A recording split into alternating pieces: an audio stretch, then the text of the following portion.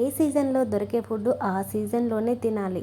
ఎన్నో రకాల ఔషధ గుణాలున్న బోడకాకరకాయలు ఓన్లీ వర్షాకాలంలోనే వస్తాయి. బోడకాకరకాయ కూర తినడం వల్ల చాలా రకాల ప్రయోజనాలే ఉన్నాయనైతే చెప్పచ్చు.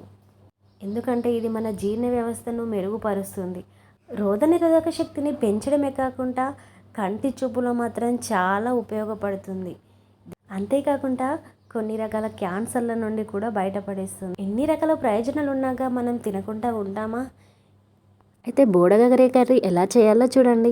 ముందుగా మనమైతే ఆయిల్ వేసుకొని అందులో ఆవాలు జీలకర్ర వేసాక పచ్చిమిర్చి ఆనియన్ కూడా వేసి అవి వేగాక కొంచెం పసుపు అలాగే కాకరకాయ ముక్కలు వేసాక బాగా కలపండి. కొంచెం ఆయిల్ ఫ్రై అయ్యాక మీ రుచికి తగ్గట్టుగా ఉప్పు కూడా వేసుకోండి. పైన మూత పెట్టి కాసేపు ఆయిల్లో ఫ్రై కానివ్వండి.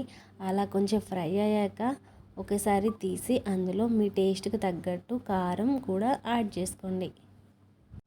కారం వేసాక కాసేపు స్టవ్ను సిమ్లో పెట్టి మంచిగా ఉడకనివ్వండి. అలా ఉడికాక కొంచెం ధనియా పౌడర్ అలాగే కొత్తిమీర కూడా వేసి బాగా కలపండి. అంతే, ఎంతో టేస్టీగా ఉండే బోడకాకరకాయ కర్రీ రెడీ.